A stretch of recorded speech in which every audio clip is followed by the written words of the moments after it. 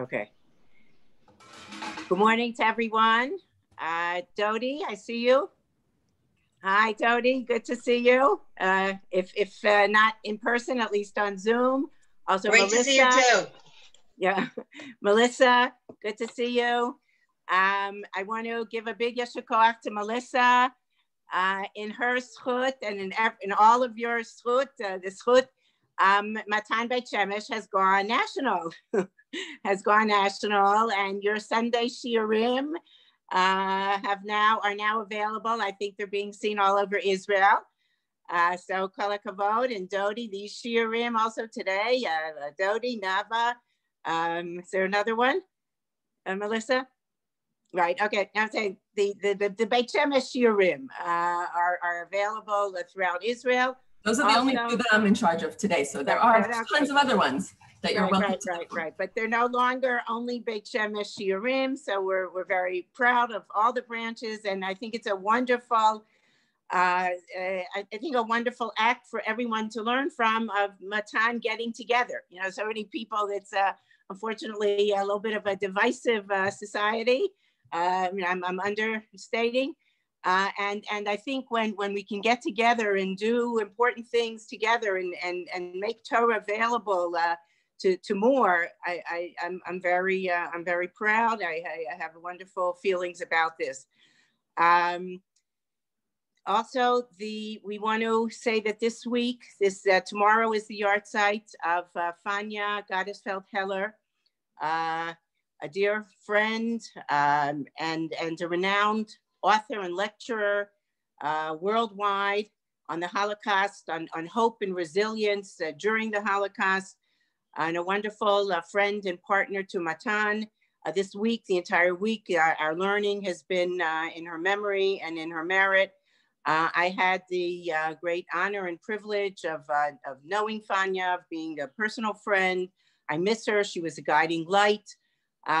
She was a woman who was able to tell her story, the story of saving a family, of living underground for close to 2 years in a backyard in Poland, somewhere, Ukraine, and felt it was important to tell her story not only to Jewish audiences all over the United States, all over the world. I know she lectured in California and Princeton, and she also went to non-Jewish communities.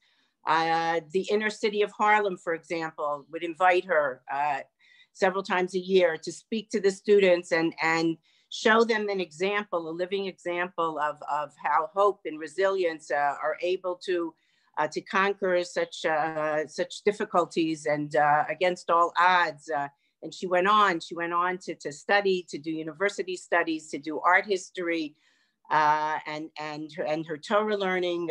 She spent a week with us in Matan. It was a wonderful week of Torah learning, and became a partner, a donor. She truly believed in the highest level and excellence for Torah learning, Torah scholarship, Torah leadership for women. And in her zchut, we have women such as Melissa, such as Dodi, such as Nava, such as so many others that are teaching with us here. Rabbi Shani Tarragon, Yael Ziegler, Yael Liebel. I mean, so many of the women scholars have reached such levels of excellence in their studies, and we're very proud. We welcome everyone. I wanted to acknowledge the yahrzeit of a friend and partner to Matan, Fanya. And now, Dodi, we're going to listen to I'm going to be here for part of this year for the insights, Chasidic insights into the Parshat. We're all waiting. Good morning to everybody. Good morning. Okay. Good morning, everyone. And may our learning be an aliyah for Fanya's neshama.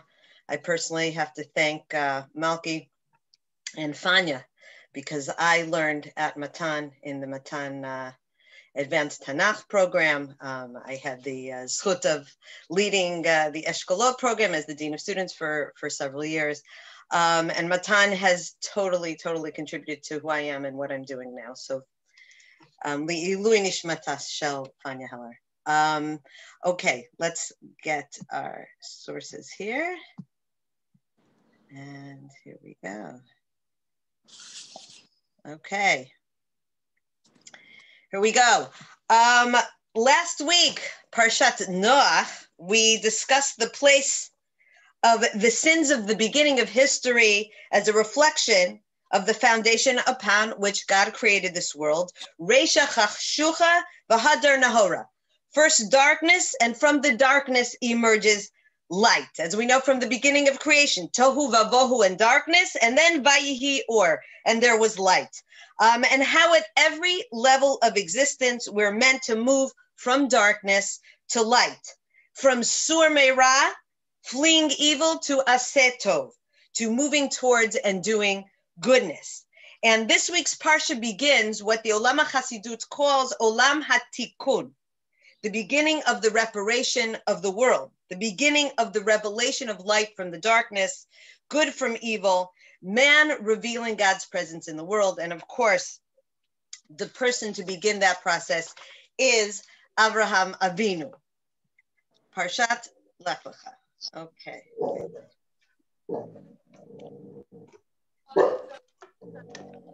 Here we go. Okay. So let us begin with the first psukim of Parshat Lech Lecha. Vayomer Hashem el Avram, Lech Lecha me'artzecha u'mimoladcha u'mibeit avicha el haaretz asher areka. And God said to Avram, go from your native land and your birthplace and your father's house to the land that I will show you.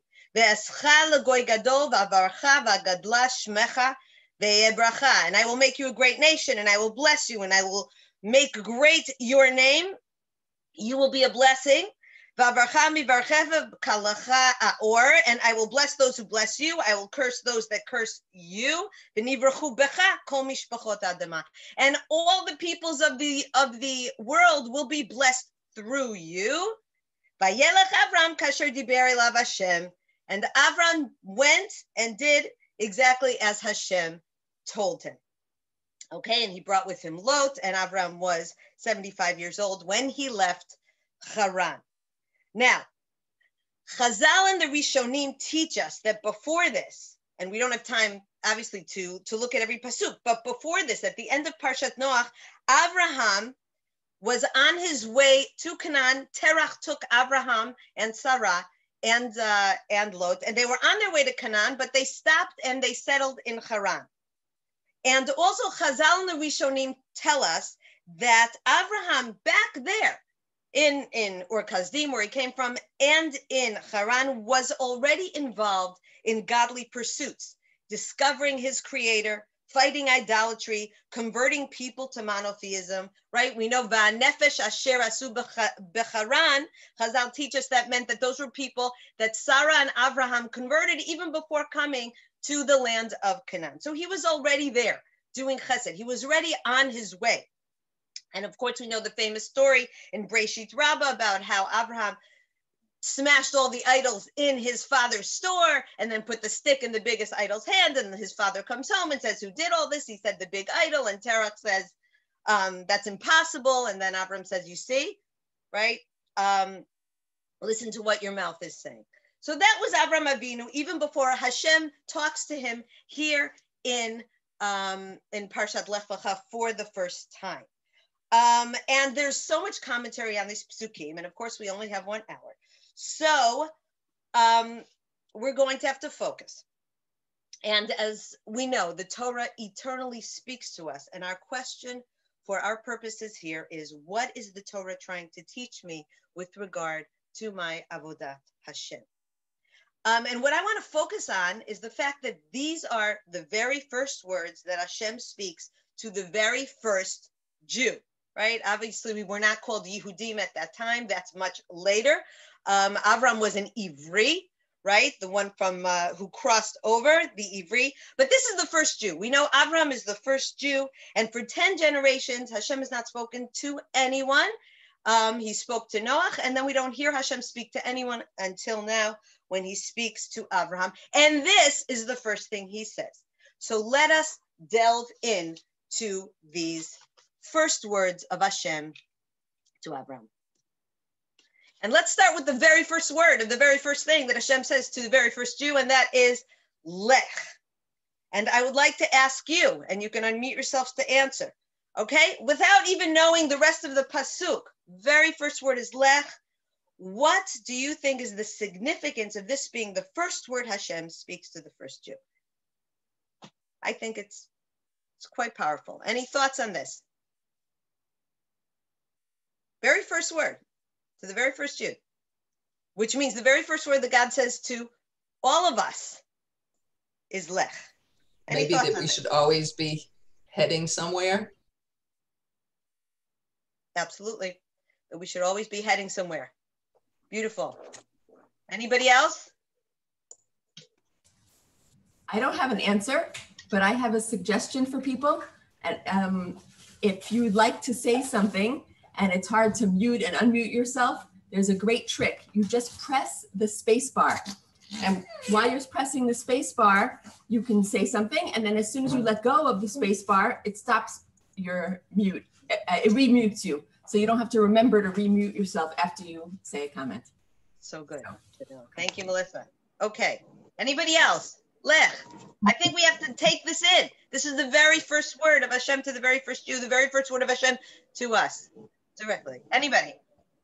Okay, so I think that, good morning, first of all. I think that Hashem knows the stage or the status where Abraham is, and I think he understands his potential. And I think that is teaching us that each of us could do our lech, each of us could do our route in life, because we all have potential. Beautiful. Absolutely. Absolutely. We should keep moving. We all have potential, right? This is such a loaded, powerful word, lech. So absolutely, thank you. And I will add to this. Okay, Avram Avinu, as we know, he wanted a chibur to HaKadosh Baruch Hu. He wanted a connection to God. So God is saying to Avraham, and he's saying to all of us, if you want to have a connection to HaKadosh Baruch Hu, you must be on a continuous journey your entire life. You must move, you must act. In the Kabbalah, Hashem is called the Ein Sof, right? The infinite one. And if God is infinite, then so for a person who is seeking a Kadosh Baruch Hu, the journey never ends. The Vilna Gaon teaches that in Judaism, you are either ascending or you are descending. It reminds us of Yaakov's ladder, but you are never static. You're either going up, progressing forward in your connection to a Kadosh Baruch Hu, or you are falling back. And I have to share a personal story here. Some of you might have heard this story already. It's probably the most powerful story of my young life. I went to Machon Gold in 1983, 1984, and I was 18. I came from Chicago, and I had a teacher named Mrs. Miller. Some of you might have been attended Machon Gold. Some of you might know Mrs. Miller, the wife of Rav David Miller of Grus. Anyway, she was my mechanechet, and she was tough stuff. She was really an incredible teacher, but you know, for a young person coming from America, she was also a little bit scary. Okay, so fine. So at the end of the year, she had a conference with each girl individually, you know, to a schmooze before she sent us back. And I hadn't really gotten so close to her, but she was my mechanechet. And she sat me down, as I assume she did with every other person. And she said, okay, she asked me, so where do you think you are religiously? Something like that. That was her question. And I, 18 years old, modern Orthodox from America, I answered exactly what I thought. I said, I'm good. I'm fine. I have, you know, I'm good right where I am. I have nothing major to work on. Everything is perfectly fine. And she looks at me with this face, and it's like she got upset, and she said, you are never perfectly fine where you are right now. And I was like, I'm like, oh my God, she's crazy. She's not, you know what? Oh my God. But P.S., as they say, P.S., right? The power and the mussar of her words stayed with me. And only a few short years later, I realized how right she was. And the best part was that I hadn't seen Mrs. Miller in about 32 years. And then a few years ago, I was at a wedding and I'm dancing around in a circle. And as I keep going around, there's this one woman on the side and she's clapping. I'm like, whoa, that woman looks familiar. And I go around again. Oh, who is that woman? Where? I know that. And then Hasimon Nafal, it's Mrs. Miller. And I'm like, I have to go tell her this story. And I ran over to her. I said, Mrs. Miller, I don't know if you remember me because she had many, many students. Dodi Tobin, Dodi Fishman, my maiden name. And I told her the story of how she told me, you're never, ever okay just where you are. You always have to be progressing. And she smiled and she laughed and she hugged me and she thanked me. And it was a very, very powerful moment in my life. We are never static. We must always be moving.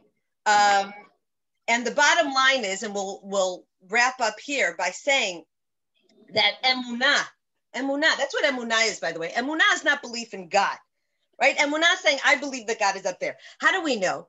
Because in Perek Tetvav of our Parsha, after Hashem tells Avram that he is going to have an heir, it says about Avram, Vayamin B'Hashem. What? Avram, all starting at the beginning of Lech Lecha, Avram didn't believe that God existed. Of course, Avram believed God existed, because Emunah is not believing that there is a God up there. Rather, Emunah is a continuous life of Lech, a continuous journey of evolving encounter with God that lasts our entire life. That's what it means to live a life of Emunah. So the bottom line is this: when Hashem says the very first word of Hashem to the very first Jew, the very first word of Hashem to us in our own lives is Lech. He's telling us all, move forward always. Before anything else, that's what it means to be a Jew. To move forward, to strive, to want, to yearn, and to try to do in order to get where we are going. And then we go even more specifically, Lech Lecha, Lech Lecha, right? So now we have this word, Lecha. And the question is, what does Lecha here signify? Go to yourself, for yourself. There are various ways that our commentators understand these words. We see Rashi here on the top, Lech Lecha. Rashi says, based on the Gemara in Rosh Hashanah, Lehana'atcha u'letovatcha. Go for your pleasure and for your benefit. And Rashi here is saying that Hashem is encouraging Avram to go from Haran to Eretz Canaan. And he's saying it's going to be good for you. Lehana'atcha u'letovatcha. And the question can be asked, why these two words, Lehana'atcha u'letovatcha? Right? Wouldn't it be enough to say letovatcha? Go because it's going to be good for you, or go because it's going to be pleasurable for you. Lahanatcha letovatcha. Okay, so first of all, the Bartanura on this Rashi explained that there are things that are beneficial but are not pleasurable, right? You can probably think of many of those things that are beneficial but not pleasurable. You know, anything from spinach to chemotherapy. I mean, there are many, many things in this world that are beneficial but not pleasurable.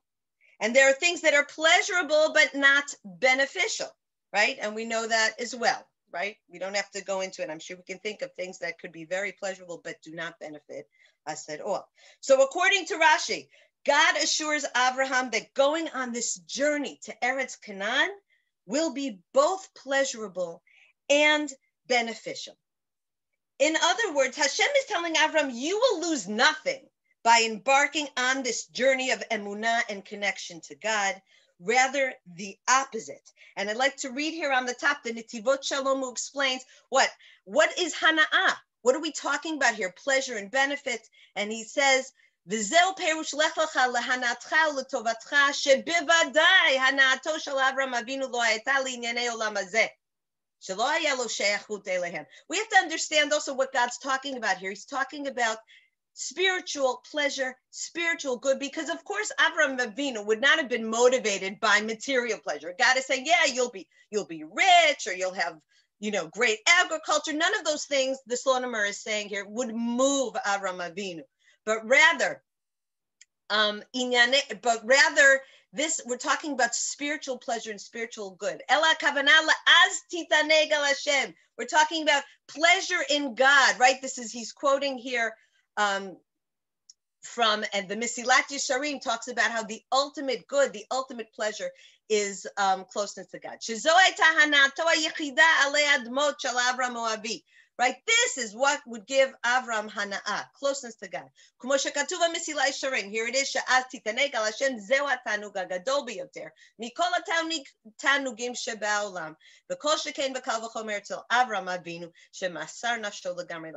Okay, so we're talking here, Hashem is saying, go for your spiritual pleasure, for your spiritual benefit. You will have the ultimate spiritual pleasure and benefit by going to Eretz Canaan. And as well in the Psukim, when God says, I will bless you, I will make you a great nation, the nations of the world will be blessed through you. That is also the pleasure and the benefit that Abraham will gain from going to Eretz Canaan on this journey. And I just, for me, when I was thinking about what Rashi says here, lahanatcha ulatovatcha, what a beautiful, beautiful Rashi. Because it really tells us how much Hashem loved Abraham and how much Hashem loves us. He wants us to experience pleasure, spiritual pleasure. And, what this led me to think about here was, if we're talking again, the very first words that HaKadosh Baruch Hu was saying to the Jewish people here, Lahanatcha letovatcha, Hashem is telling us that living a Torah life has its challenges, but at the end of the day, and this is my thoughts, but this is where I connected to this. At the end of the day, right, like I said, living a Torah life can be challenging, but if Judaism in general is experienced as not pleasurable, then I think the problem, we have to do cheshbon nefesh. We have to see what's going on. That Judaism is feeling not pleasurable, that it's burdensome. That's a real issue. Now, my parents are on this in this class right now, and so bizchutam. But my husband and I often speak about what made us love Judaism so much growing up, and the question of what made you stay religious, right? Those kind of questions. And my husband and I often will say that the most important ingredient in both of our upbringings, Baruch Hashem, was the pleasure of being Jewish, the joy of being Jewish. And I really, personally, I do believe that a Torah life that is pleasurable, that's hana'ah, that's joyous, that brings a smile to our faces is an important ingredient for spiritual growth. So I would say that we need to not only be Jewish, we need to be joyous. We need to be joyous, right? So I would sum up and say that the Jewish journey toward connection to Hashem and revealing it in the world is inherently pleasurable and for our good. There's pleasure there. We have to understand being a Torah Jew should be a pleasurable experience. Okay. Now, the directive of Lech Lecha can be understood as a journey toward godliness on many levels. And now let's start with the Pshat. Any comments or thoughts or free associations before we continue? Okay, then we will continue. Here we go. Lech lecha me'artecha u'mimolatcha u'mibeit avicha el ha'aretz asher ar'eka. And I don't know if she's on this in this class right now because I can't see everybody at this moment, but I believe it was Gila. There was a woman named Gila Perach who said last week that one of our tevot, one of the arcs, if you remember, we talked about Shabbat and Torah and Achdut and our Neshama, are all arcs for us, places we can go to be protected and to flourish amidst the tohu and bohu of floodwaters, etc. And Gila Perach said that the land of Israel is also one of our arcs, and how right she is. Abraham is told to leave the idolatrous, corrupted world of his upbringing and go to the land of Israel. That's what Hashem is telling him here.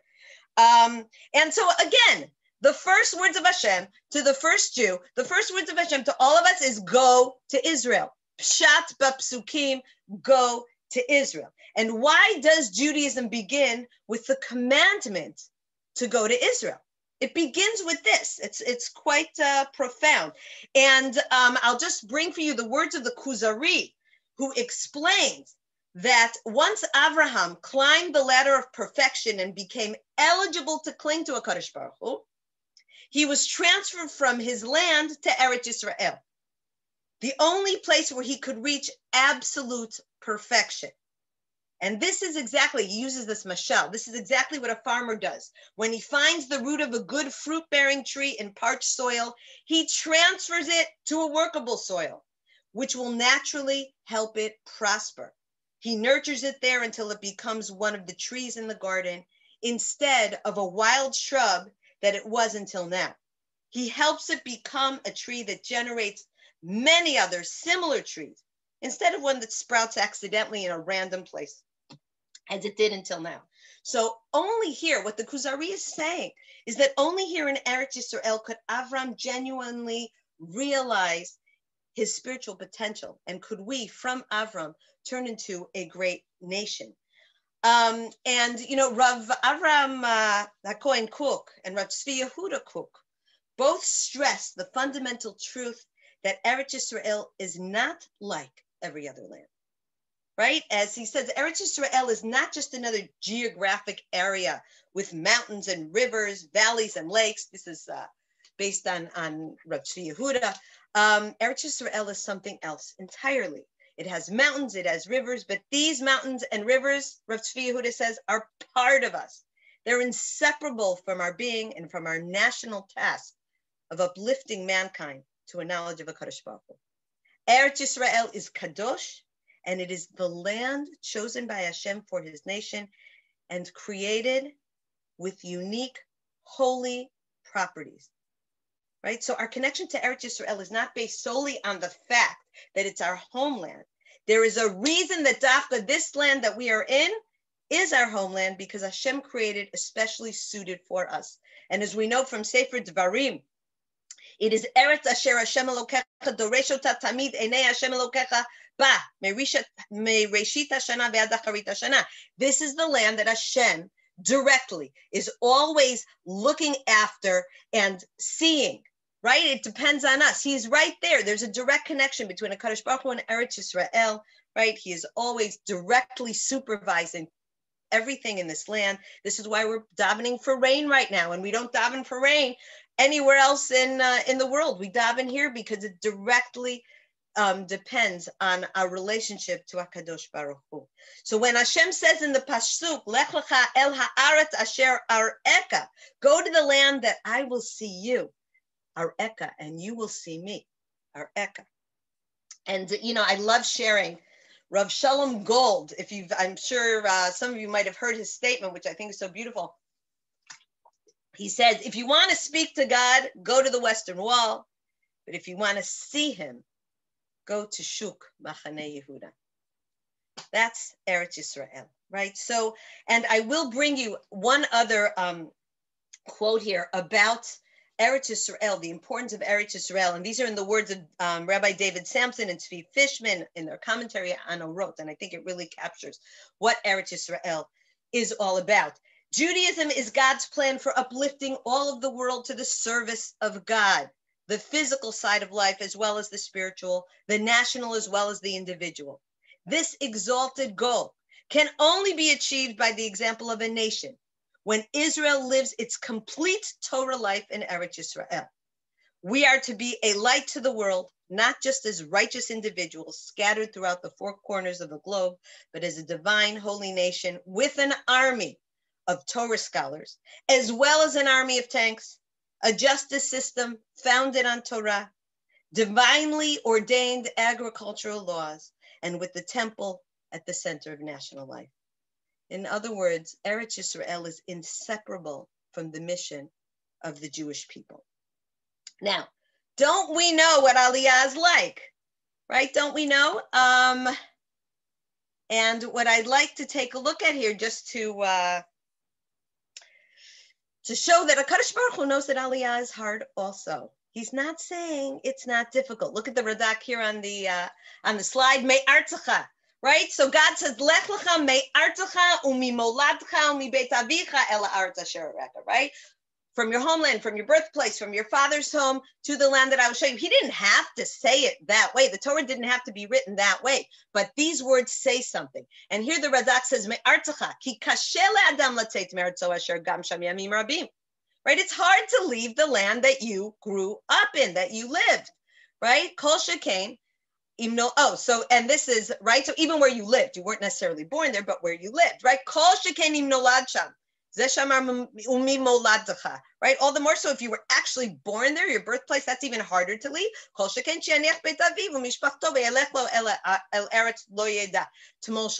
harder to leave your family, to leave your parents' house and go to a land that you don't know. You don't know what it is. The Radak is saying here it's hard.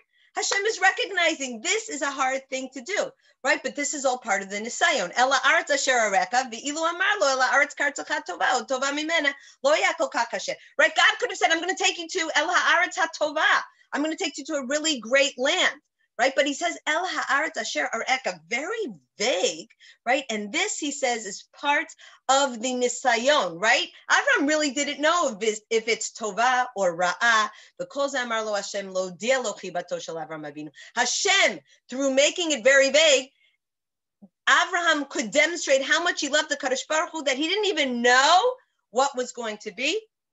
And yet he picked up and he went.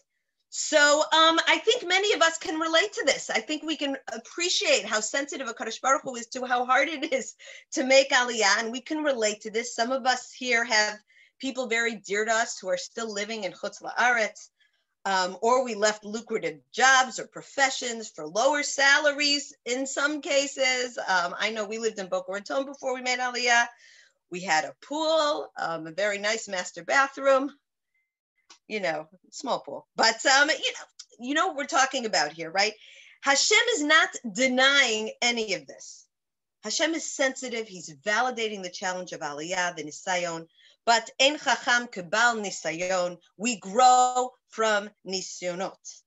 And Avram Avinu here models how we should approach this fundamental truth about our mission in the world, to come to Eretz Yisrael, as it says in the bottom of your screen, Vayelech Avraham kasher diber elav Hashem.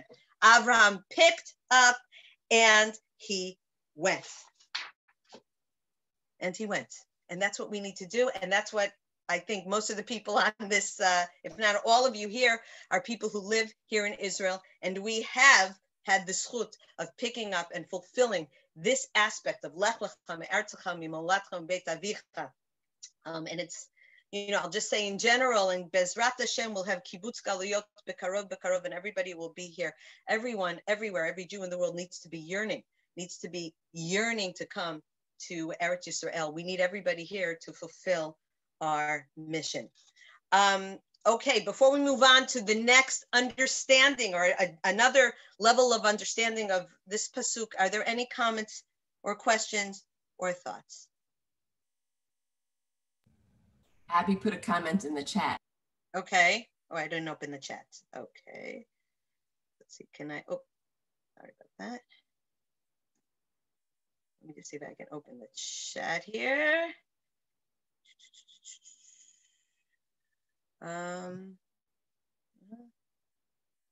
Yeah, how do I open chat here? Can you tell me what Abby said? Because I'm looking for the chat here. Never mind, I'll just read you what she said. You should have been able to hear me. I pressed the space bar like you said. Okay, good. And it didn't work. All I'm saying is that now under this current time period, which we're all talking about all the time, we're really cut off from the family we left behind, and I would say in most cases, certainly mine, much more cut off than I ever expected to be. Yes, it's a very difficult time.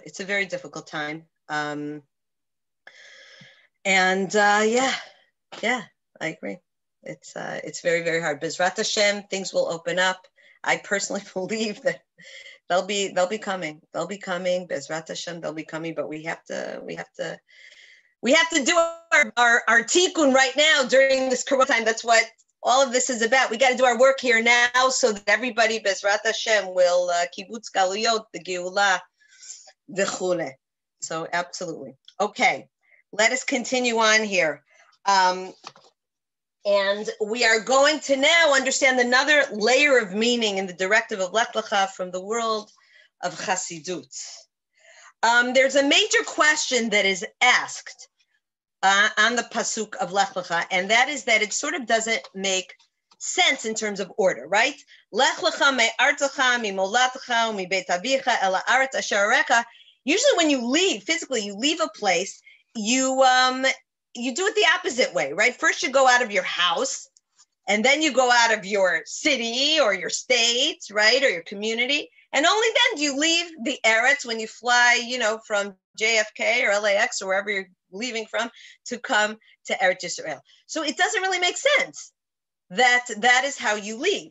And so there are many meforshim that deal with this, and there are meforshim that conclude that really then this directive or this, I would say the directive of Lech Lecha me'artecha u'mimolatcha u'mibeit avicha is not talking so much about a physical leaving. I mean, obviously that's part of it. Avram had to physically leave. But on a deeper level, it was saying to Avram and also to us that it is not so much about an external, a chitzoni leaving as much as an internal one. And so, for example, the Kli Yakar says, Lech Lecha, remember, go for yourself, or it could be go Lecha to yourself, right? Go to yourself. So the Kli Yakar says, Lech Lecha le'atzmutcha, go to your essence, go to yourself. Sojourn to your essence, to your inner self. In Chasidut, Rav Levi Yitzchak Mibardichev says, Lech Lecha, Lech Lishoresh Nishmatcha, go to the root of your neshama, go inward, right? Because within us, our neshama is the Chelek Eloka Mimal. Our neshama is that point within us that is godliness, right? Go there, journey to there. Okay, so what is an additional message of Lech Lecha here is that you don't need to leave this world to encounter God, right? It's not go to the desert, go to this mountain, go to this monastery, right? But rather, if you wish to connect to God, Lech Lecha, journey inwards, journey to your unique neshama.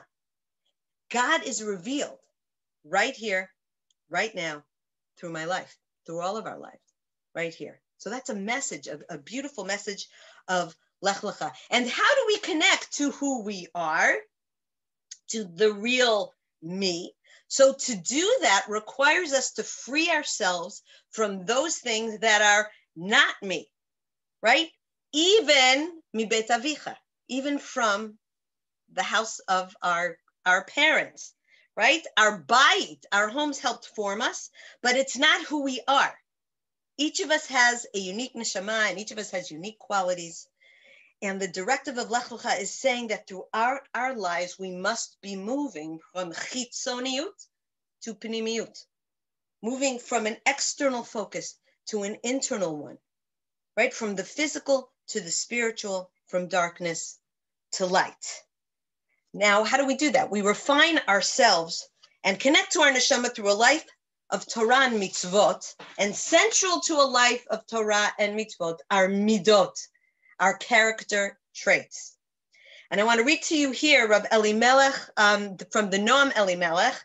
This is Rav Elimelech of Lezhansk, who wrote the book Noam Elimelech, and so he's known as the Noam Elimelech. He was a Hasidic Rebbe in Poland in the 18th century. That's a picture of him. That's his kever, which I actually was zochet to go to several years ago. And he says the following. Oyomar Lech Lecha. Now al derech haremes. Okay, here's what we need to know. Shetzarich adam lachkor v'lidrosh u'lechapes tamid lirot romamut el mikol davar asher yiruenav. Right? A person, Lech Lecha, the meaning of Lech Lecha here, he explained. A person needs to, lachkor is to research and to seek and to constantly search in order to see the exaltedness of God from everything that we see. In other words, look for God in everything. God is in everything. Look for God in everything. That's what we need to do.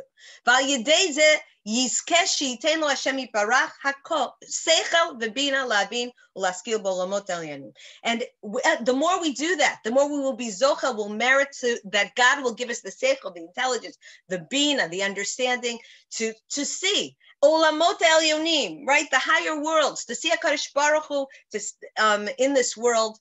The ofen asher yagia lamadrega hanal listakel b'ramuta el tzarich adam. So how do we do this? How do we get to a place where we're seeing HaKadosh Baruch Hu and connecting to the upper worlds? How do we do this? We have to start, he says, mikodem litaken et midotav. We need to fix our midot, right? Our character traits. Ki Hashem yiparach baruch hu barat adam b'kol minei midot. Hashem created us with all sorts of midot, right? All sorts of character traits. V'chol midah umidah shebe'adam yesh tzad v'chelek b'ota midah el ha'kedusha. Every midah that we have, all right? Think of everything, anger, happiness, joy, we'll talk about more in just a minute, but every midah that we have, right, there's a part of it that is has the potential for holiness, and it also has the potential for evil. Every midah that we have, every trait, right, every trait that we have can go either way.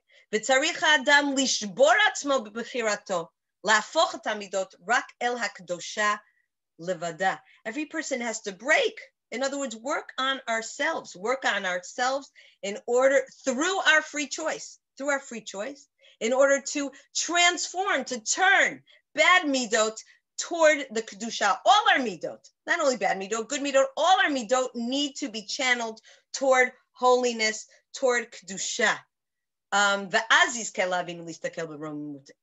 Right, and only through that will we ultimately be zocha, will be able to merit seeing a HaKadosh Baruch Hu, connecting to a HaKadosh Baruch Hu, right, seeing him everywhere that we look, right, and that's what he says. B'seichel elyon yoter v'yoter, will our seichel, our minds will become more and more elevated until we can see, Shalora, we'll see things that we've never seen before in terms of HaKadosh Baruch Hu's presence in the world. Now, we have to understand what a midah is, right? A midah, character trait, midah from the word measure, right? So it's our job to find the right measure in terms of our character traits, right? We need to find the right balance in terms of our character traits. So this is the first thing that he says. Lech lecha, go toward yourself, lechapes, look within yourself and work on your midot. And this teaches us that transforming our midot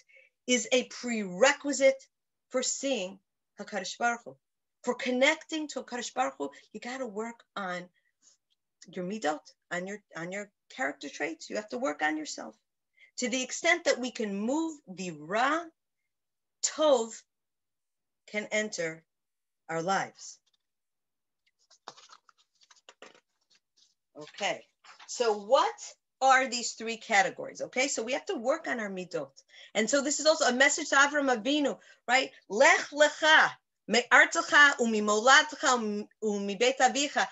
Go and leave, in a sense, those bad midot that you have acquired from your eretz, your birthplace, and even your father's house. What are these three things really? There are different ways that we can understand. It's interesting. I'll say it this way: it's interesting the way different, certainly different Hasidic Rebbes understand what it means, artzecha, moladcha, mibeit avicha, and there's a lot of room for different perushim. So we're just going to take a look at two of them. First, here from the Noam Elimelech, okay? V'zeu lech lecha, perush la'atzmecha kipshuto, right? So here he's saying again, lech lecha, go to yourself, pshat hapasuk, go to yourself, right? Dahainu, in other words, shetistakel al atzmecha tamid. Look at yourself continuously. Shetifrosh mimidot artziot. shebecha shetavchem l'tova kanel. In other words, we need to constantly be doing, obviously not like every single second, kacha, it needs to be there. It needs to be part of our mindset in terms of working on our midot. We need to constantly work on our midot. Look at what we're doing and how we're doing it. And first and foremost, tamid shetifrosh mimidot artziot. And we need to separate ourselves from those midot artziot and turn them to good. So what are midot artziot? I tried to really find a good understanding of this. And I think we can find it connected to or explained to us by the midot ben adam lechavero, artzi, right? So of this world, of this land, right? Those things perhaps that bring us down. Midot ben adam lechavero in the Rambam in Shmona Prakim, he lays out in his discussions about the golden mean, etc., and how to work on our midot. So we're talking here about midot such as anger, the continuum being anger and calmness, arrogance, parentheses, humility, lust versus restraint, miserliness, right, versus spending, evil versus merciful, fearful versus brave, right? So these are midot that we all struggle with, that we all, we have at different levels, different people, we're born in different ways, right? But this is lech lecha me artzecha. Work on your midot, those midot, ben adam lechavero, and bring them into kedusha, channel them in the service of God. Okay, and then umi moladcha, perush dadam shu mitnaheg b'midot megunot aza yotze mimenu toladot raot chalila shemidachat moledet et chaverta al derech avera goveret avera v'zo mimoladcha. So what is mimoladcha here? The Noam Elimelech is explaining this as like toladot. Toladot are things that consequences of your bad midot, right? Those negative aspects that have come about as a result of these original bad midot, but toladot means things that come as a result of. So he's saying also you need to separate from those, right? I was trying to actually think of some examples. I couldn't. If other people can, let me know. But still, the general idea of avera gorert avera, right? When we have a bad midah, there's a domino effect, and that can create all sorts of difficult and unpleasant situations or things within us. So I'm understanding this to be, anything that comes out as a result of those bad character traits, also separate yourself from them. Umi molatcha. Again, this, I'm not saying it's something we do just like that. This is life's work.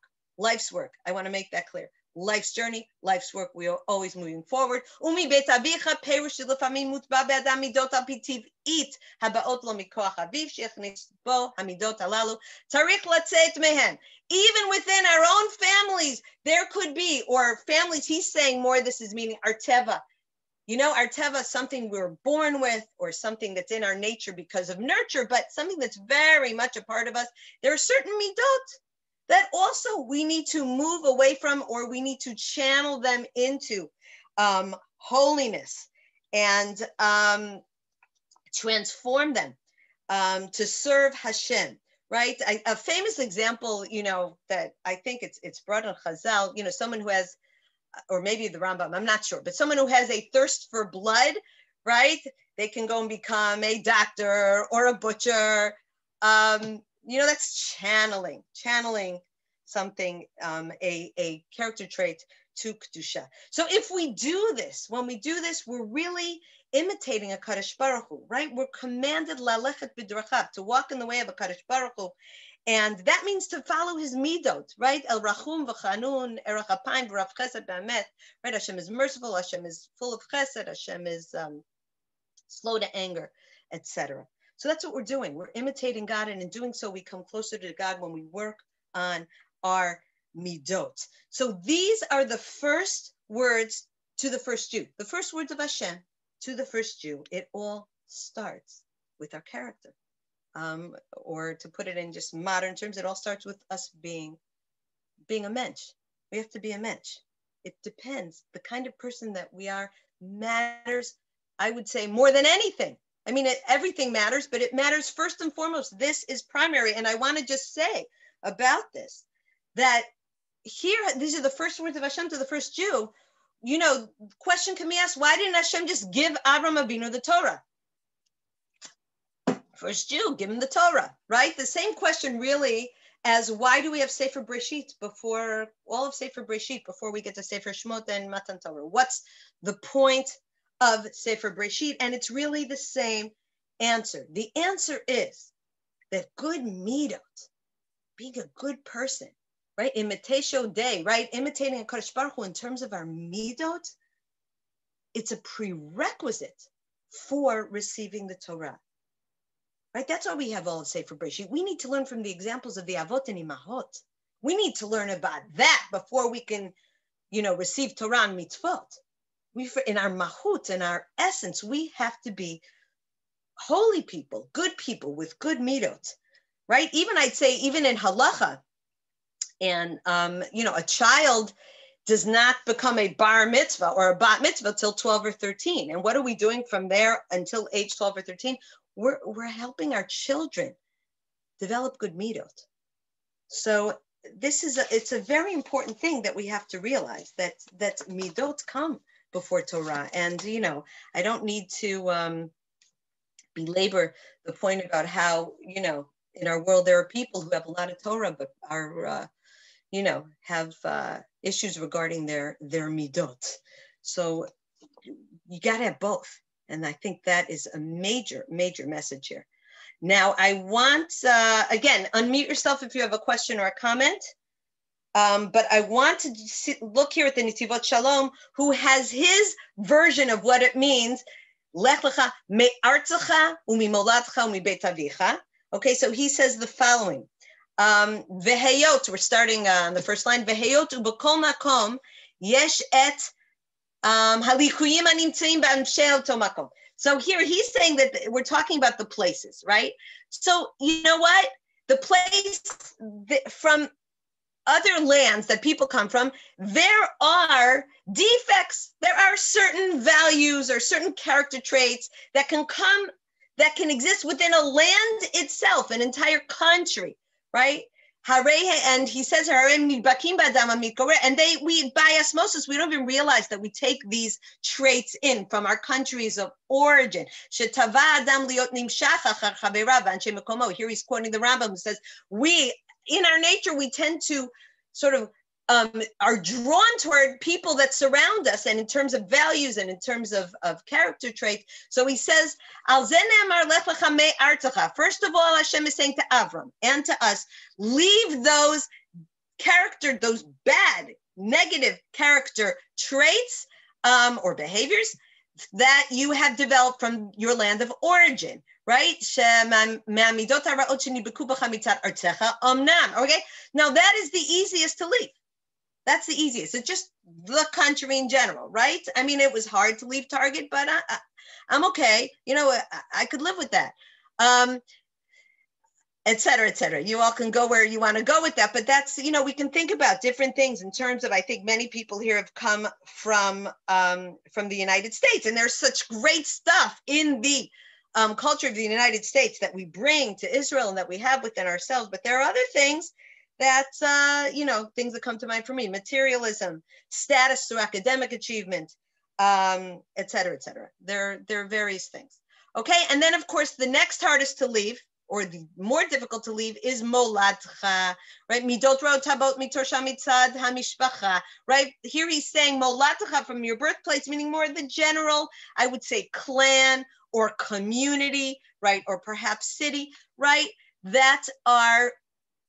That you have that are hereditary, right? But torsha, shemidot torshiot mushrashot kfar yutermo. So he's saying for him, molatcha is things that are in our genes, right? Midot that are already, you know, that we've gotten from our family, and that is molatcha. And va'al zeh tzivah HaKadosh Baruch Hu l'Avram lech gami molatcha. We have to leave. In other words, we have to transform. We have to move away from those negative, those defects in our character that are a result of our clan, our family, our community, etc. Ve'od yesh yoter amok. It's like we're going deeper and deeper and deeper. Mi beit avicha, right? From your father's home or your parents' home. Pegamim animshachim me'horim.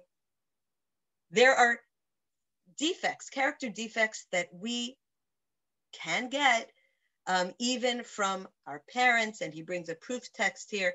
V'zot amar hakadosh baruch hu l'Avram sheya'akor, and God says to Avram, uproot those bad midot, hamidot haraot, v'yashresh achreihem yoter v'yoter, v'yisharesh achreihem yoter v'yoter amok, ad sheyagia la'aretz asher areka. Go deeper and deeper and deeper until you get to ha'aretz asher areka, the land that I will show you. In other words, sheyagia l'tachlit hadvikut b'Hashem. Again, leave these midot that we have inherited or that we have developed or that we were born with or that we got in our family, our parents' home, right? And the reason it's in this order, here the Netivot Shalom is saying, is because we go from hardest, from easiest to most difficult, which is really things that are mamash amok. But if we go there and we work on ourselves, like we've been talking about, and we peel the layers away, we come to who we really are, our neshama, our chelak elokam mimal, the spark of godliness within us, which is a spark that is full of midot tovot, midot bikdusha, attributes of HaKadosh Baruch Hu. Now, I'm guessing that there may be some of you parents who are thinking, oh, really? Mi beit avicha. So leave the bad midot of your parents' home. And what bad midot might those be? Right? Some of you are, I imagine, thinking, hey, aren't those my kids in this picture? Right? How could it be the Torah demands such a thing? After all I've done for my children, and now they have to go and be mi beit avicha, and they have to fix? What do they need to fix? Okay, I don't know if you're thinking that or not, but I'd like to, I think we're all sort of, perhaps sensitive. We think that we've done really incredibly well, Bezrat Hashem, with our children or not, or whatever, but we certainly tried our best. And what does this mean, mi beit avicha? What is this all about? So I'd like to share with you a very beautiful limud that I found several years ago in a book written by Rav Erez Moshe Doron. Rav Erez Moshe Doron, I don't know where he is today, sorry, but he is a Breslov Chassid who wrote several really wonderful books, like recently, several really wonderful books on spirituality and based on Breslov Chassidim. And so in his book, I found, it's a book that he has, one of his books is called Hit Baharut, and it is really dealing with life's challenges. And every chapter is a question that someone has written into him about a certain challenge. And through that, he teaches some very important things. So I found this one that I thought was really, really fascinating. And I'm just going to sum up for you what the question was that he was given, and then we'll understand the answer. It was a question written by a 25-year-old avrech, right? A yeshiva student, a father of two. And he was writing to Rav Doron about a fear that he had. And he described his father. It had to do with his father, that his father, he said, is a good and God-fearing man. They have a good relationship, but his father has certain qualities that aren't good, that aren't favorable. Things like anger, control issues, rigidity, outbursts, etc. And this young man has seen some of these qualities in himself, especially in dealing with his kids. And I bring you a translated quote here from his question. He wrote that it has happened several times that I caught myself behaving similar to my father. Besides the question of how I can separate myself from these outbursts, I also have a fear that these qualities are part of my nature and are not things I can control. Maybe even other people are encountering this behavior in me and I don't even realize it, just like my father. How is it that I'm doing some of the same things that I hated? I am scared that I really have no choice in the matter. Can it be that I have these personality traits like my father had as part of my nature and I cannot change this at all? So I think we already know the answer from the pasuk that we have just learned.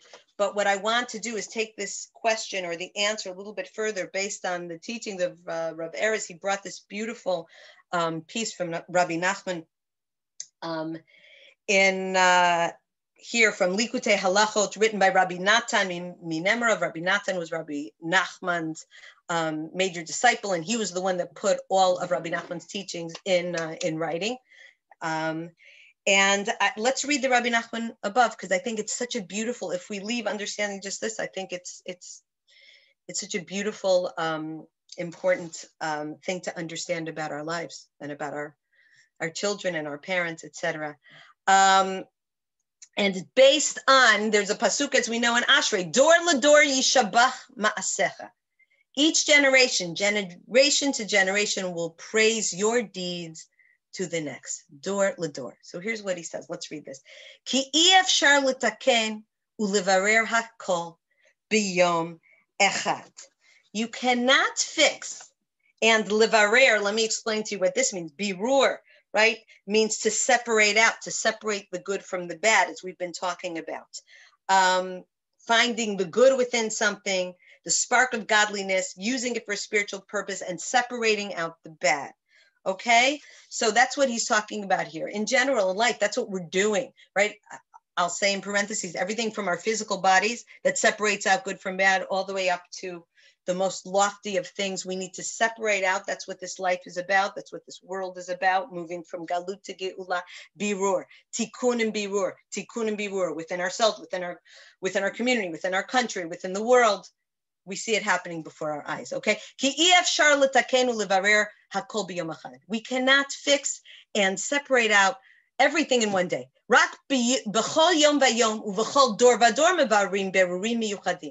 Every single day and every generation is separating, doing birur, special, unique birurim in every generation. Until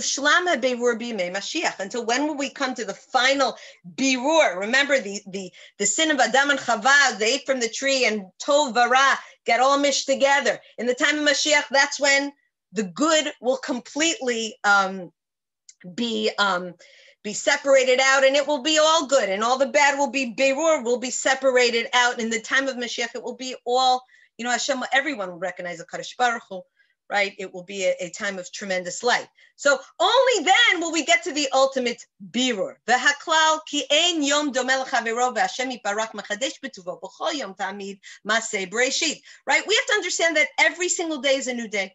Every single day is a new creation by Hashem, as we say, mechadesh. Tamid Maseh Breshit. Hashem, every day, we say this in davening in the morning, is every day renewing creation. Every day is a brand new day. There's no day that's like the day before. Don't think that today and yesterday are the same. Today you have new things, livarer, new things to work on, new things to strive for. Every single day is different. And you know what? That's the same with the generations. Every generation has its own mission, its own birur to do. That's why the galut is taking so long, because generation to generation we're doing more and more and more birur. And this is why we have a chiyuv to have kids. Because we can't do it all ourselves. We're not going to be perfect. We're not going to fix it all in our generation. Our kids are going to continue the work that we've done, and they're going to take it forward and do their birur. Midor ledor. Shekol dor tzarich letaken ulevarer berurim miyuchadim kafi hayom ukafi haTorah. Every generation has to fix and to separate out the birurim that they need to do based on the day it is and based on the generation. We're doing things and working on things that we know our ancestors did not work on. It wasn't even relevant to them, right? We can think of a lot of examples. We don't have time to go into it. We can think of a lot of examples, though, of things that we're dealing with now, right? But that's because we're now. We're living in this generation and this time. And so we as a nation and as a world are doing tikkun and birur, certain things that, 100 years ago, 200 years ago, bemet, right? Women learning Torah, matan, really? Really, that wasn't the birur that they were working on back then, but that's something that we're working on now, and so many other things. But understand, right, that children are supposed to be metaking us. Every generation is supposed to be metaking, to fix, to improve upon the next generation so that we can get to Geula, not just because it's not about rebellion or even rejection. It's about moving toward the Geula and Dafka. They're supposed to do that, right? We do our tikkun the best we can. We give our kids the best we've got. And what we have given them is the raw material, is the chomer gelim, the raw material for them to add their own tikkun to the process. So we should want them to improve upon us. And it's moving us closer and closer to the Geula. And so everything that we are, everything that we come to this world with are exactly what we need to grow. And this is made wonderfully clear by the Slonim Rebbe here in this slide. And I'm going to read this, and let's take this in, because when I personally started learning these things years and years ago, it shifted my focus about my own life in such a way that it's a whole different ballgame. It's a whole different ballgame. And here he explains it in Parshat Lech Lecha, right? I can say this for today is our final understanding of Lech Lecha, me artzacha, umi molach, moladzecha, mi beit avicha, el haaretz asher areka.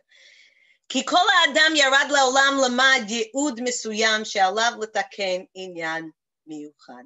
Every person has been brought into this world by Hashem for a specific mission that he or she is meant to fix a specific thing, okay? And I'll be more general and say each one of us has our unique shlichut, that thing that we are bringing to the world, or things that we are bringing to the world, and we each have our unique tikkun. We each have our unique aspect that we are meant to repair in this world. U'l'shem milui yeudo nitnu lo haperek ve'hamakom ve'aisha hamatinim shedafka b'tanaim elu yuchal lamaleh et yeudo. Right? He's saying here that every person, in order for each one of us individually to fulfill the mission for which we've been put in this earth, Hashem has given us very specific circumstances. Perek makom v'isha, that's referring to Hilchot Tshuva, where it says we do complete tshuva when we're put in the same exact situation, the same exact circumstances, and we do it right? Or we restrain ourselves, or whatever it is to do tshuva, right? So that's what he's talking about here. But the point is, Hashem gives us those tanaim, those conditions, those circumstances are exactly what each one of us needs individually to fulfill our own individual mission.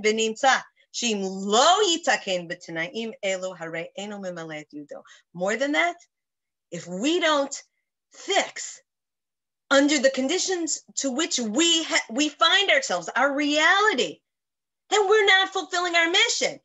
Right? So who we are, everything from our own nature, from our own physical bodies, to our nature, to our family, to our community, to our land of origin, right? To the year that we're in, to the tkufa that we're in, to the generation, the decade, etc. All that specific to you. Wherever you find yourself, specific to you. And we go up to the next column at the top. V'zeu ma she'amar HaKadosh Baruch Hu la'Avram Avinu lech lecha. That's why Hashem says to Avram Avinu, go. Lecha here, he's explaining a variation on what we've already seen, to yourself. Lech el hayyi'ud shelcha. Go toward or to your own mission. Yi'ud, go to your mission. Lemano yarata la'olam. Go and fulfill your mission. That's the reason you've been put in this world. Velazeh tagia dafka. And not only that, but you need go to your mission dafka from me'artzecha umi molatcha umi bet avicha mitoch hatanaim she'incha chai behem. Dafka, go from the land, your birthplace, your parents' home. Dafka, from the tanaim, the conditions that you are living in. In other words, all that you are. all the baggage, everything you have with you, everything that go toward your mission from all of that. It's part of you. We're going to skip down. This is the very first thing that Hashem says to Avram, Torah, a foundation of Torah, foundation of life, foundation of what it means to be a Jew. Go toward your mission and take everything that you are, all of your reality. Those are your kelim. Those are the things that you need to use to fulfill your mission. Shelich ora, he says, Hare Avram Avinu haya sharui b'mivchar shnotav ba'artzecha u'molatcha beit avicha b'mekomot koshvelim v'al zeh haya dvar Hashem elav. Right? Realize where Avram Avinu is coming from, right? Avram Avinu is coming from a world of idol worship and paganism and right? And you would think, Avram Avinu with all, how's he going to do it? He's coming from such and such schmutz and such darkness or distance from a Kadosh Baruch Hu, kosh shvelim, it means lowly places. And so Hashem is saying, you don't deny your past and where you come from. Lech lecha, lecha yutcha dafka me'artecha. Yeah, you, Avram, yeah, you're the guy I want, the guy who comes from Ur Kasdim, the guy who comes from Haran. Mishoresh hara shata timsa, from the root of evil that you come from. Bo tagbia otola Hashem yitbarach. I want you to take all that you are and all that stuff and where you came from, and I want you to elevate it up to a Kadosh Baruch Hu, v'ken moladcham beit avicha, right? All of these places. Be'eze baitu, be'eze mishpacha shata nimsa. He's talking here to us as well. No matter where you come from, no matter what house, no matter what community, no matter, where you religious, not religious, right? A good place, a bad place, wherever you come from.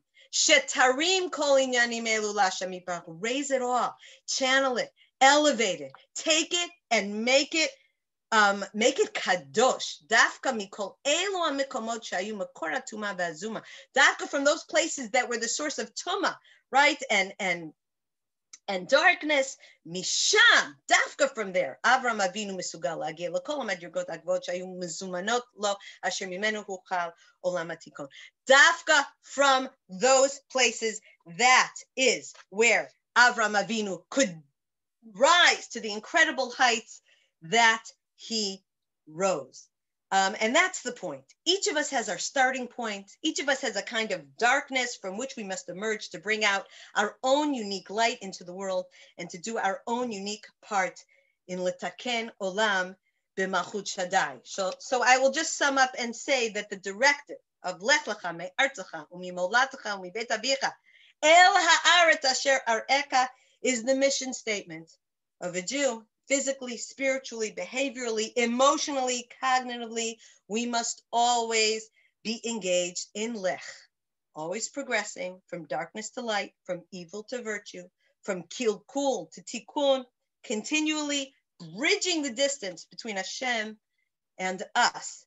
Hashem's directive to Avram and to us is that no matter what your circumstances, no matter how hard the challenge may be, you can change. And when you do, you will experience hana, goodness, and tov, pleasure and goodness like you have never known. And all the world will be better for it. And with that, I end, and I now open up the floor for questions, comments, thoughts, free associations. It is all yours. Before you take questions, just in case people leave during the question session, I just want to say, first of all, thank you for a very inspiring share. Thank you. Those of you that are staying on for Nava Finkelman's share, you could stay right here. It's at the same link. It'll be at 10:20. I'm looking forward. If you would like to continue with Dodi's class, and we hope you want to continue with your class, I put the link to registration in the chat. Or you could message me, or you could send me your email, and I can send you whatever information you need in order to sign up for this class or any of our Matan classes, because registration starts for it has already been open for a while, and classes start on Sunday in full swing. So ask your questions, comments. Questions, comments, unmute yourself. B'simcha.